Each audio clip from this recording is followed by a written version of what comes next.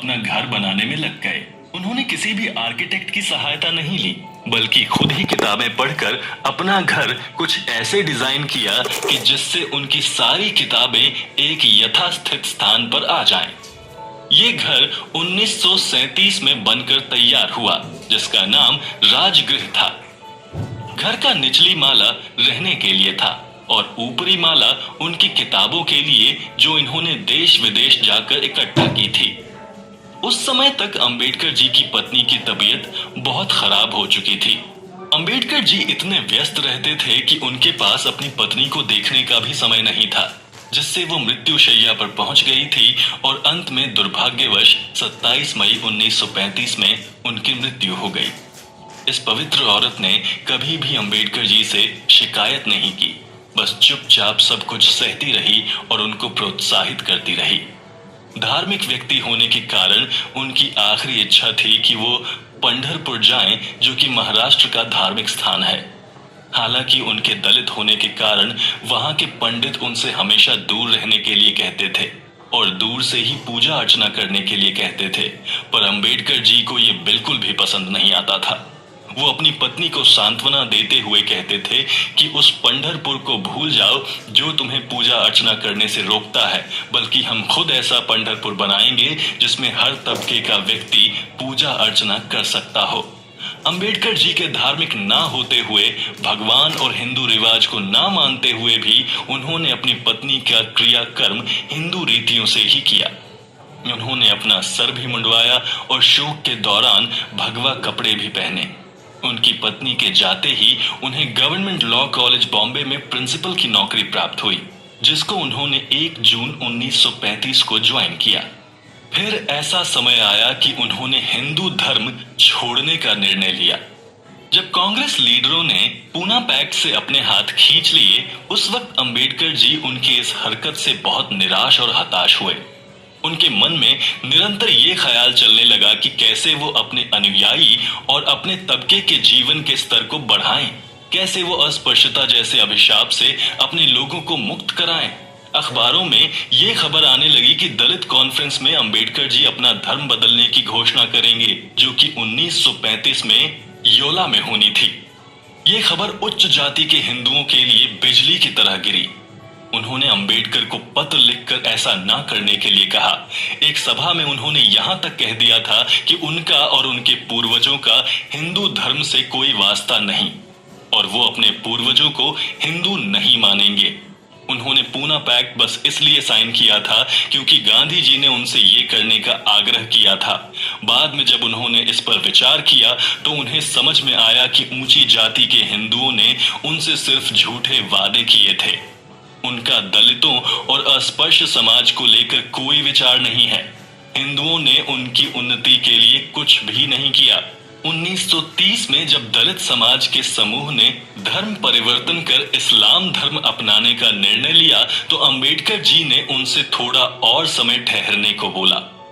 वो देखना चाहते थे कि हिंदू अपने वादे के मुताबिक अस्पृश्यता हटाने के लिए कुछ करते भी हैं कि नहीं। योला की सभा में करीब 10,000 दलित और अस्पृश्य तबके के लोगों ने हिस्सा लिया, जो कि बहुत दूर से आए थे। उन्होंने फिर से सभा में अस्पृश्य लोगों पर हुए अत्याचार, उनका आर्थिक, शारीरिक और मानसिक शोषण सबके सामने रखा। उन्होंने बताया कि कैसे उन्हीं के धर्म के लोगों ने उन्हें साधारण से मानव अधिकार से भी वंचित कर रखा है, क्योंकि अस्पृश्यता उन्हें इसलिए मिली है क्योंकि वो जन्म से शूद्र पैदा हुए थे। तो उन्होंने सबके समक्ष ये प्रश्न रखा कि क्या वो सब हिंदू धर्म को छोड़ना चाहेंगे अथवा कोई ऐसा धर्म अपनाएंगे जिनमें उन्हें वो ही अधिकार मिले जो सबको मिलते हैं। सभा में उन्होंने एक वाक्य ऐसा बोला कि जिसको सुनकर सबके कान खड़े हो गए, और वो ये था कि मैं आपको ये सांत्वना देता हूं कि मैं हिंदू होते हुए नहीं मरूंगा। इसका मतलब था कि वो जरूर ही किसी दूसरे धर्म को अपनाना चाहेंगे। अंबेडकर जी की इस बात ने मानो भूचाल ला दिया हो।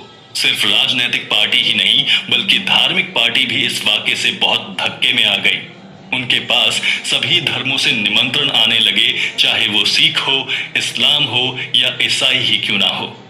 हर धर्म के लोग इन्हें अपनी तरफ खींच लेना चाहते थे। यहाँ तक कि इनके पास बनारस के महाबोधि समाज के सेक्रेटरी का भी टेलीग्राम आया। उन्होंने भीमराव से बुद्ध धर्म अपनाने का आग्रह किया, पर इनका ये निर्णय गांधी जी को पसंद नहीं आया था। उन्होंने इस घटना को बहुत ही दुर्भाग्यपूर्ण कहा। उनका मानना था कि अस्पृश्यता खत्म होने वाली थी, ऐसे में धर्म परिवर्तन करना गलत है। वो कहते थे कि धर्म कोई चोला नहीं है जो उतार के फेंक दिया जाए या उसे रोज बदल लिया जाए, बल्कि धर्म तो आपके अंदर बसा हुआ है। अक्टूबर 30, 1935 में अंबेडकर द्वारा धर्म परिवर्तन की घोषणा ने पूरे देश को हिलाकर रख दिया था। ऐसे में जब हिंदू मिशनरी के लीडर मसूरकर महाराज ने जब ये सूचना सुनी तो उन्होंने अंबेडकर जी को पत्र लिखा, जिसमें उन्होंने अंबेडकर जी से ये ना करने की विनती की, क्योंकि अगर ऐसा हुआ तो हिंदू समाज का पतन होना तय था।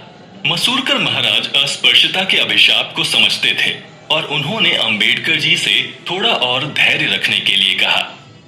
श्री R.G. प्रधान और अंबेडकर जी की पत्रों के द्वारा वार्ता हुई, जिसमें प्रधान जी उनको धर्म परिवर्तन से रोक रहे थे, पर अंबेडकर जी उन्हें समाज में फैली इस कुरीति का आईना दिखा रहे थे। अंत में अंबेडकर जी ने यह कहा कि अगर हिंदू समाज अपने वादे पर टिका रहा और उसने अस्पृश्यता को जड़ से उखाड़ने में उनका साथ दिया अथवा उनकी उन्नति और विकास के लिए कार्य किए, तो वो अपने धर्म परिवर्तन के इस फैसले को 5 सालों तक त्याग देंगे। शोषितों के leader. Government of India act 1935 ने ये घोषित किया कि वो ब्रिटिश इंडिया के प्रोविंशियल असेंबली के इलेक्शन 1937 में कराएंगे। ये घटना सिर्फ राजनीतिक पार्टी के लिए ही मुख्य नहीं थी, बल्कि ब्रिटिश इंडिया के लोग भी उत्साहित थे, क्योंकि उनको अपना लीडर चुनने का अधिकार मिलने जा रहा था। अंबेडकर जी ने ऊंची जाति के हिंदुओं का अपने लोगों की तरफ व्यवहार देखकर और पूना पैक्ट का हाल देखकर खुद की एक पार्टी बनाकर चुनाव लड़ने का आइडिया आया, जिसके लिए इन्होंने इंडिपेंडेंट लेबर पार्टी का गठन 1935 में किया। पार्टी ने लोगों से वादा किया कि वो दलित, शोषित, किसान, लेबर इत्यादि सभी की परेशानियों को सुनेगी और उसका जल्द से जल्द निपटारा करेगी। साथ ही साथ गांवों में आवास और समाज के सुधार का भी कार्य उनकी जिम्मेदारी होगी। नवंबर 1936 को भीमराव जी जिनेवा को रवाना हो गए, क्योंकि उन्हें लगता था कि काम के बोझ में वो बहुत थक चुके हैं। थोड़ा हवा पानी का बदलाव होगा तो उनमें फिर से उतना ही जोश भर जाएगा। वो बॉम्बे जनवरी 1937 में लौट गए। वहां से लौटते ही वो अपनी पार्टी का प्रचार करने लगे। उन्होंने अपना हाथ दूसरे राजनीतिक पार्टी को भी बढ़ाया, जैसे LB भोपतकर जो डेमोक्रेटिक स्वराज पार्टी के लीडर थे, और NC केलकर कांग्रेस पार्टी छोड़कर आए थे, क्योंकि कांग्रेस पार्टी शोषित वर्ग के लोगों का ध्यान नहीं रख रही थी और उनका विकास नहीं हो पा रहा था। केलकर ने लोगों से मुख्य गुजारिश की वो अंबेडकर जी को वोट दें, क्योंकि उन्हें लगता था कि अंबेडकर जी दलितों के बेताज बादशाह हैं। कांग्रेस पार्टी ने भी अपने 2 मुख्य चेहरे उतारे ताकि वो अंबेडकर और भोपतकार वाली सीटों के विरुद्ध खड़े होकर दोनों को टक्कर दे सकें। फरवरी 17, 1937 में इलेक्शन आयोजित किए गए। उसके कुछ ही दिनों बाद उसका परिणाम घोषित हुआ, जिसमें यह निकलकर आया कि अंबेडकर जी ने भारी मतों से अपने विरोधियों को हराया। 17 में से 15 कैंडिडेट जो अंबेडकर जी ने खड़े किए थे उनको निर्वाचित किया गया था। मार्च 1937 में एक और घटना घटी जिसने अंबेडकर जी की सफलता पर 4 चांद लगा दिए। वो ये थी कि बॉम्बे हाई कोर्ट और थाने के असिस्टेंट जज ने यह फैसला सुनाया कि चवदार तालाब का इस्तेमाल अब दलित और अस्पृश्य समाज भी कर सकता है। हालांकि कांग्रेस पार्टी ने ज्यादातर हिंदुओं के वोट पाए थे, पर फिर भी वो गवर्नमेंट को ज्वाइन करने में असमर्थ थी। तब तक के लिए अंतरिम मिनिस्ट्री का गठन हुआ और ये माना गया कि ये बस केयर टेकर मिनिस्ट्री होगी और 6 महीनों में फिर से मिनिस्ट्री बुलाई जाएगी। आखिर बॉम्बे प्रेसिडेंसी में अंतरिम मिनिस्ट्री ने सम्मिलित किया और कांग्रेस पार्टी ने फिर से मेजॉरिटी में मिनिस्ट्री बनाई, जिसके प्रधान BG खेर हुए। आइए अब बात करते हैं अंबेडकर जी की देश की तरक्की में विभिन्न योगदान की। सबसे पहले जानते हैं उनकी लेजिस्लेटर की भूमिका में किए गए कार्य। अंबेडकर की खेर से पहली भिड़ंत तब हुई जब मिनिस्टर की 500 रुपए तनख्वाह, रहने के लिए घर और आने जाने का किराए का बिल पास कराना था। अंबेडकर जी इनके बिल्कुल खिलाफ थे। उनका कहना था कि मिनिस्टर की तनख्वाह मार्केट में चल रहे रेट के अनुसार 75 रुपए ही सही है। बिल को पास कराने के लिए 4 बातों का ध्यान रखना बहुत जरूरी होता है। पहला, योग्यता। दूसरा, लोकतंत्र। तीसरा, अखंडता। और चौथा और आखिरी है प्रशासन की शुद्धता। मंत्रियों को 75 रुपए से ज्यादा सैलरी देना गलत है। उस पर खेर ने ये तर्क देते हुए कहा कि ये सब मातृभूमि को सेवा के लिए उन्हें दिए जा रहा है। जब प्रोविंशियल असेंबली सेशन में नहीं थी, तब भी अंबेडकर जी न सिर्फ शोषित तबके बल्कि किसानों और खेती कर रहे मजदूरों के लिए कैंपेन चलाते रहे। इन्हीं कैंपेन में 17 सितंबर 1937 को अंबेडकर जी ने एक सभा रखी और उसमें उन्होंने जमीनों की खोटी व्यवस्था को खत्म किया। अंबेडकर जी पहले ऐसे व्यक्ति थे जिन्होंने खेती में दासवृत्ति की प्रथा को खत्म किया था, जो कि सदियों से चली आ रही थी। कांग्रेस लीडर और अंबेडकर जी की एक और असहमति हुई, जिसमें शेड्यूल कास्ट का नाम हरिजन रखकर बिल पारित कराया जाना था। अंबेडकर के एक अनुयायी B.K. गायकवाड़ ने एक अमेंडमेंट प्रपोज किया जिसमें हरिजन के नाम को हटाया जाना था। उन्होंने अंबेडकर की सलाह लेकर एक स्पीच तैयार की जिसमें उन्होंने बोला कि अगर अस्पृश्य लोगों को हरिजन मतलब भगवान के बंदे बोला जाएगा तो ऊंची जाति के हिंदुओं को क्या शैतान बोला जाएगा? अगर सारे लोगों को हरिजन बोला जाएगा तो उन्हें कोई दिक्कत नहीं है। अस्पृश्य लोगों को एक प्यारा सा नाम दे देना उनकी समस्याओं को हल नहीं करेगा, बल्कि उसकी जगह अगर कोई ठोस कदम उठाए जाएंगे तब दलितों का विकास होगा। असेंबली में कांग्रेस के लीडर ज्यादा होने के कारण उनके इस अमेंडमेंट को स्वीकारा नहीं जा सका और उठा के फेंक दिया गया। इसको देखकर अंबेडकर जी अपनी सीट से उठकर बोलने लगे कि अगर इस अमेंडमेंट को पारित कर लिया जाता है तो किसी का इसमें नुकसान नहीं होता।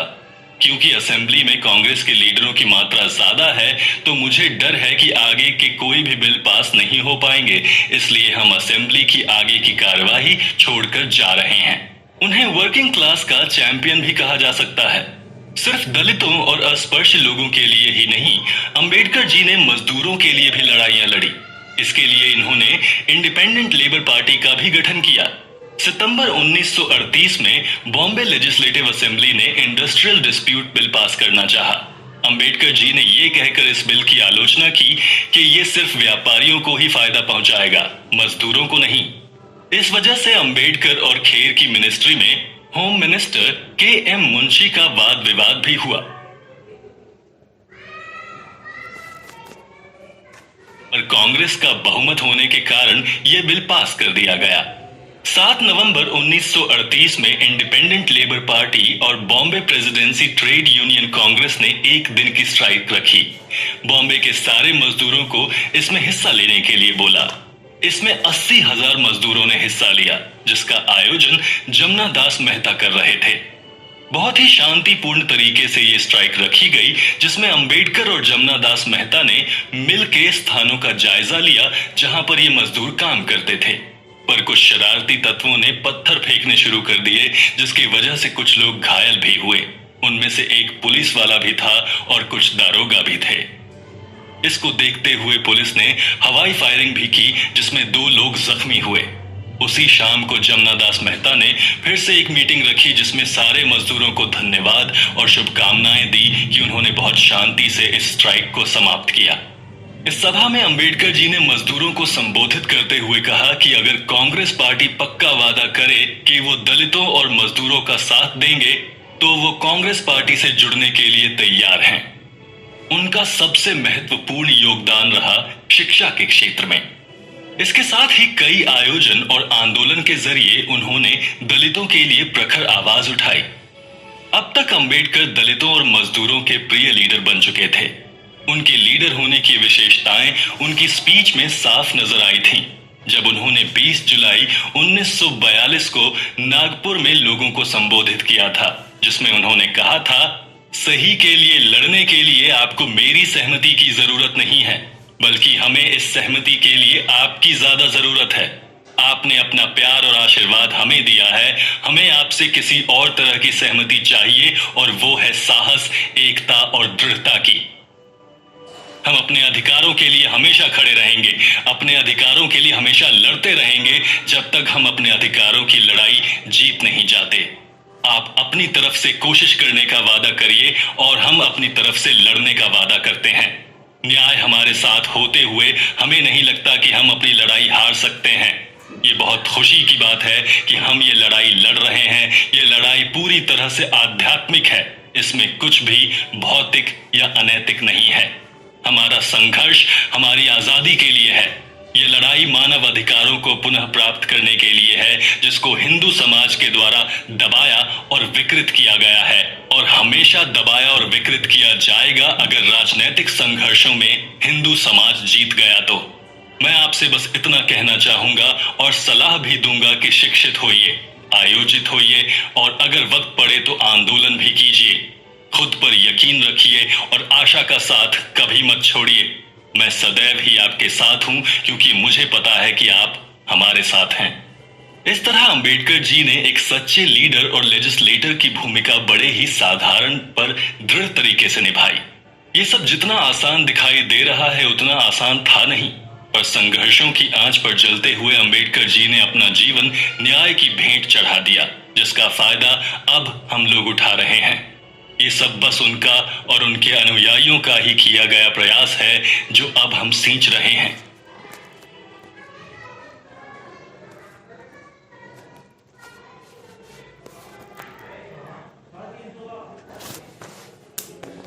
नई ऊंचाइयां। दूसरे विश्व युद्ध के प्रकोप से कांग्रेस पार्टी असमंजस में आ गई।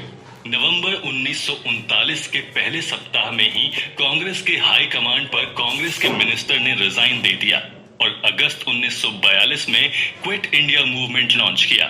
स्टैफर्ड क्रिप्स के मिशन के असफल हो जाने के कारण सारी राजनीतिक पार्टी की सहमति से ये आंदोलन लॉन्च किया गया। गांधी जी और जिन्ना ने ही नहीं बल्कि अंबेडकर जी ने भी क्रिप्स के मिशन को अस्वीकार किया। हालांकि सबके अलग अलग कारण थे इस मिशन को ठुकराने के। अंबेडकर जी ने इसलिए इस मिशन को नहीं स्वीकारा क्योंकि ब्रिटिश इंडिया ने भारतीय मुस्लिम को अलग स्टेटस दे दिया था, पर दलित और शोषित समाज के हित के लिए कोई भी कदम नहीं उठाए थे। अंबेडकर जी का 50वां जन्मदिन 14 अप्रैल 1942 को बहुत धूमधाम से मनाया गया। शोषित और दलित समाज के लोगों ने ही नहीं बल्कि ऊंची जाति के हिंदू लीडरों ने भी बढ़ चढ़कर इसमें हिस्सा लिया। 19 अप्रैल को इनके जन्मदिन का जश्न चौपाटी में भी मनाया गया, जिसमें M.R. जयकर अध्यक्ष थे। इस अवसर पर जयकर ने कहा कि वो अंबेडकर जी को बचपन से जानते हैं। दलित समाज से उठकर आना, इतनी पढ़ाई करना और समाज को जोड़ने के कार्य में कार्यरत रहना, ये सिर्फ अंबेडकर जी ही कर सकते हैं। अंबेडकर जी ने स्थिति, इतिहास और धर्म को जाना, समझा और गहन अध्ययन किया, तब जाकर वो इस निष्कर्ष पर आए हैं कि अच्छे पुरुषों ने कभी अस्पृश्यता को मिटाने की सही ढंग से कोशिश ही नहीं की। इसलिए उन्होंने कैंपेन बनाए और उच्च जाति के हिंदू द्वारा फैलाई गई अस्पृश्यता की प्रथा को जड़ से उखाड़ फेंकने की कोशिश की। सिर्फ धार्मिक ही नहीं बल्कि आर्थिक और राजनीतिक स्थिति का भी सुधार किया। इस तरह से उन्होंने खुद को सच्चा देशभक्त साबित किया है। जून 1942 के तीसरे हफ्ते में ये अफवाह फैली कि वायसरॉय और भारत के गवर्नर जनरल अपने एग्जीक्यूटिव काउंसिल को बढ़ाने के बारे में सोच रहे हैं। उनकी सदस्यों की सूची में अंबेडकर जी का भी नाम था। इस अफवाह को प्रामाणिकता तब मिली जब ये खबर पक्की हो गई और रामस्वामी अय्यर, मोहम्मद उस्मान, अंबेडकर, जेपी श्रीवास्तव और जोगिंदर सिंह का नाम सदस्यों के लिए चुना गया था।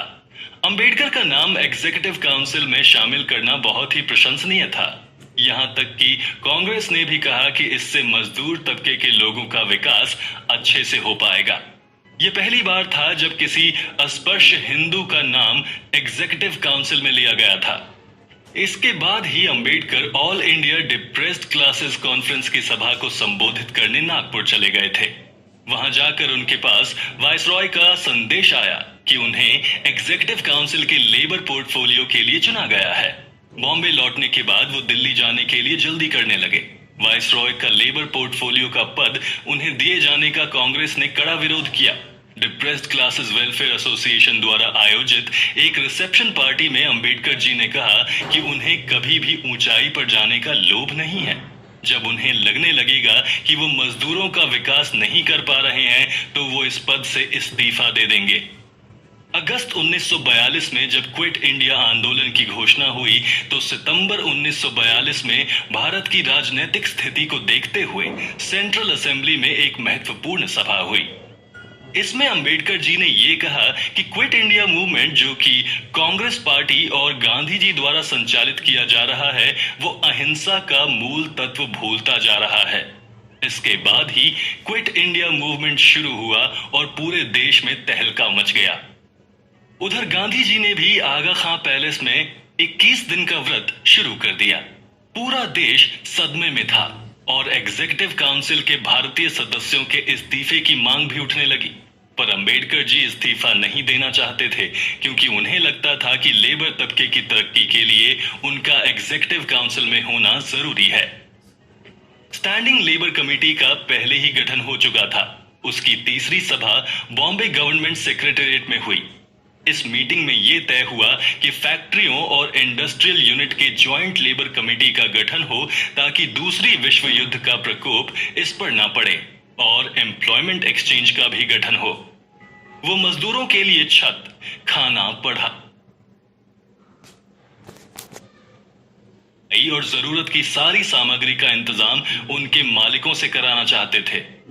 अप्रैल 1944 में अंबेडकर जी ने एक बिल पास कराया जिसमें उन मजदूरों के हक और उनको छुट्टियों में भी वेतन दिए जाने की बात कही गई थी।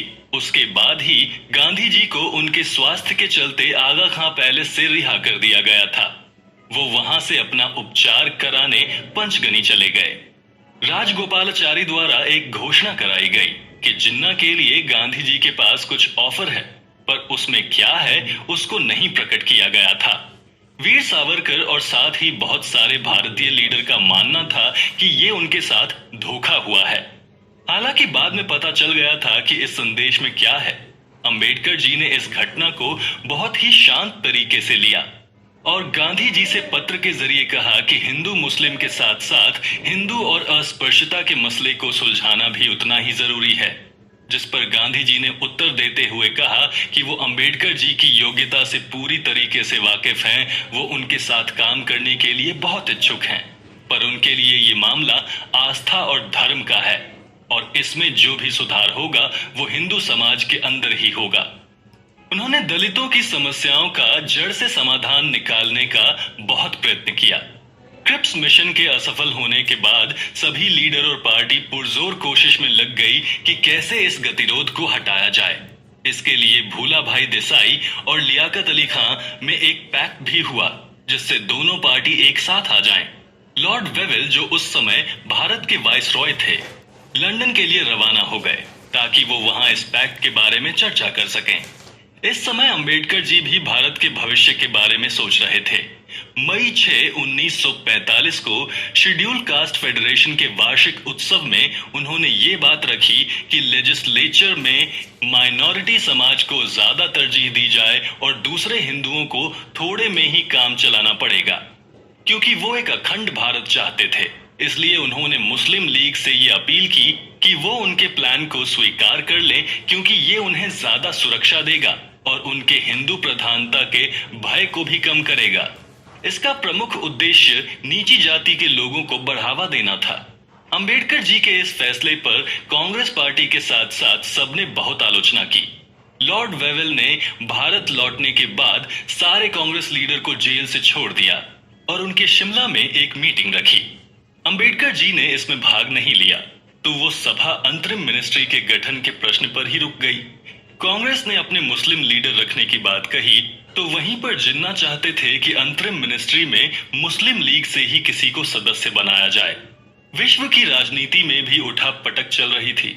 उधर जापान में हिरोशिमा और नागासाकी पर बम गिराए जाने के बाद सरेंडर कर दिया था, तो दूसरी तरफ हिटलर की डिफेंस सेना भी कम पड़ती जा रही थी। लॉर्ड वेवेल फिर इंग्लैंड का दौरा करके वापस आए। इधर सारी राजनीतिक दल भी इलेक्शन के लिए जोर शोर से लग गए।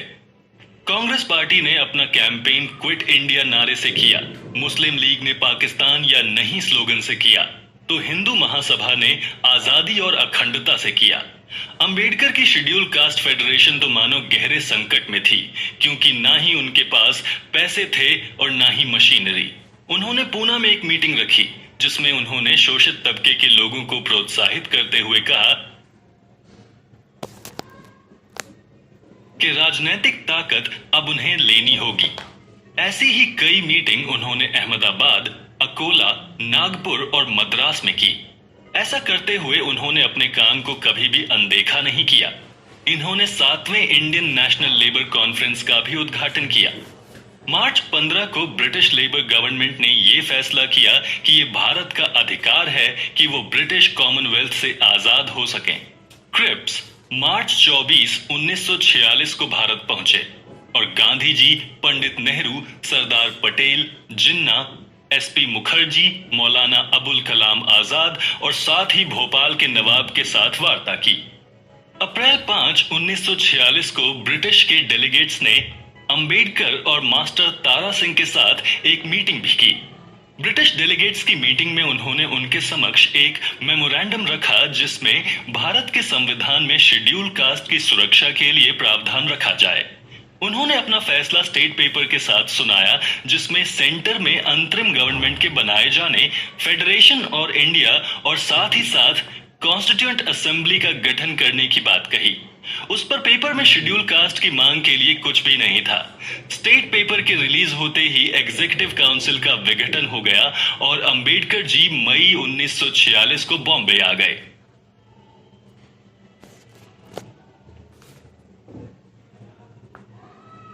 एक प्रसिद्ध शिक्षा शास्त्री। बॉम्बे आने के बाद भीमराव जी शिक्षा के क्षेत्र में बिजी हो गए। पीपल एजुकेशन सोसाइटी, जिसका निर्माण भीम ने 8 जुलाई 1945 को किया था, उसी के अंतर्गत उन्होंने 20 जून 1946 में सिद्धार्थ कॉलेज की स्थापना की। पर एजुकेशन सोसाइटी का मुख्य उद्देश्य गरीब और दलित तबके या फिर शेड्यूल कास्ट के लोगों के लिए अच्छी शिक्षा प्रणाली और उन्हें शिक्षा के लिए प्रेरित करना था। इस नवीन स्थापित कॉलेज में अध्यापन कर्मचारियों की भर्ती के लिए अंबेडकर जी ने उनकी शिक्षा और योग्यता को वरीयता दी थी और ना ही उनकी जाति को, और इसीलिए उनके कॉलेज में ऊंची जाति के लोग ज्यादा थे। अंबेडकर जी चाहते थे कि उनके कॉलेज में अध्यापक और छात्र दोनों ही बुद्ध के द्वारा बताई गई बातों से प्रभावित हों, इसीलिए उन्होंने अपने कॉलेज का नाम सिद्धार्थ रखा, जो बुद्ध के बहुत सारे नामों में से एक है। उन्होंने हमें समानता दिखाई, और ये समानता सिर्फ पुरुषों के बीच ही नहीं बल्कि पुरुष और स्त्री के बीच की भी थी। पीपल एजुकेशन सोसाइटी द्वारा दूसरा शिक्षण संस्थान खोला गया, जो कि औरंगाबाद में मिलिंद कॉलेज के नाम से जाना गया। इसकी आधारशिला डॉक्टर राजेंद्र प्रसाद ने सितंबर 1951 में रखी। इस संस्थान का नाम ग्रीक राजा मिनंदर पर रखा गया, जिनको बुद्धिस्ट में मिलिंद भी कहा जाता है। अंबेडकर के अनुसार मिलिंद ने एक महान शोध छात्र की प्रसिद्धि हासिल की थी। बुद्ध से प्रेरणा लेकर उन्होंने अपने महल में भिक्षु और बुद्धिज्म के छात्र को बुलाया, पर उनके यहाँ कोई नहीं आया। उन्होंने अपने सेनापति से किसी भी भिक्षु को लाने के लिए कहा। उन्होंने नगासेन की मुलाकात राजा से कराई और राजा ने नगासेन से बुद्ध धर्म के बारे में जाना। राजा और भिक्षु के बीच में जो भी वार्ता हुई उसको मिलिंद पन्हा के नाम से किताब में सृजित कर दिया गया। मिलिंद और सिद्धार्थ दोनों ही कॉलेज अपनी ताकत और महत्ता में आगे बढ़ते गए। पीपल एजुकेशन सोसाइटी ने बाद में महाराष्ट्र में ही बहुत सारे कॉलेजों की स्थापना की। भीमराव जी इन सारे संस्थान में जाया करते थे और छात्रों और अध्यापकों को संबोधित किया करते थे। उनकी स्पीच ज्ञान और उनके छात्र जीवन के अनुभवों से भरी हुई थी। वो हमेशा कहा करते थे कि मनुष्य उम्र भर छात्र ही रहता है और कुछ न कुछ सीखता ही रहता है। उनका कहना था कि हर एक व्यक्ति को पढ़ना चाहिए, अपनी छोटी सी लाइब्रेरी बनानी चाहिए और हमेशा जरूरतमंदों की सहायता करनी चाहिए। उन्होंने खुद तपते सूरज में खड़े होकर बिल्डिंग के बनने में निरीक्षण किया और तकनीकी मामलों में निर्देश भी दिए। जब भी वो वहां जाते थे तो कॉलेज में ही किसी छोटे से कमरे में ठहरा करते थे, क्योंकि उन्हें लगता था कि होटल में रुककर वो व्यर्थ में पैसा खर्च करेंगे। एक बहुत ही प्रेरणादायक वाकया हुआ जब अंबेडकर जी और उनके कुछ मित्र औरंगाबाद गए और वहां पर उन्होंने एक्टर दिलीप कुमार और उनकी बहन को देखा।